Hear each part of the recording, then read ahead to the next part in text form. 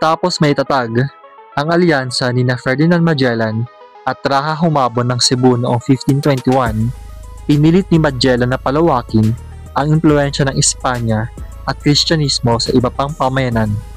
Isa sa mga dato na tumanggi sa pamumuno ni Humabon at sa kapangyarihan ng mga Espanyol ay si Lapu-Lapu, ang pinuno ng Mactan. Hinihikayat ni Traja Humabon si Magellan na tulungan siyang supilin ang kanyang mga kalaban, kabilang si Lapu-Lapu. Naniniwala si Magellan na sa pamamagitan ng pagpapasuko kay Lapu-Lapu ay higit pang lalakas ang kapangyarihan ng Espanya sa Pilipinas. Kaya't noong April 27, 1521, naglayag si Magellan kasama ang humigit kumulang 60 kawal na Espanyol at ilang mandirigmang Cebuano patungong Mactan. Dumating ang hukbo ni Magellan sa baybayin ng Mactan bago sumikat ang araw. Hindi sila makalapit gamit ang kanilang malalaking barko dahil sa mababaw na tubig at maraming batuhan. Kaya't napilitan silang lumusong at lumaban ng harapan.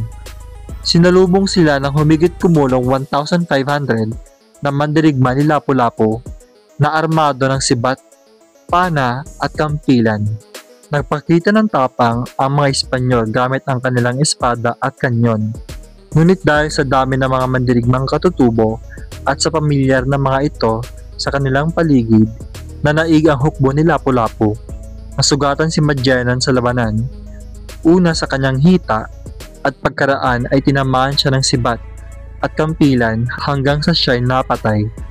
Iniwan siya ng kanyang mga tauhan na umatras pabalik sa kanilang barko. Sa pagkamatay ni Magellan, hindi natamo ng Espanya ang agarang tagumpay na inaasahan. Bagaman, nagpatuloy ang kanyang ekspedisyon sa pamumuno ng ibang opisyal. Hindi nakamit ang layunin nitong agad sakupin ng Pilipinas. Ang kanyang kamatayan ay nagpatunay na ang mga katutubong pinuno tulad ni Lapu-Lapu ay handang ipagtanggol ang kanilang lupaing tinalakhan laban sa mga dayuhang mananakop. Maraming salamat po sa panonood. Huwag kalilimutang i-like ang video at mag-subscribe sa ating YouTube channel. Thank you!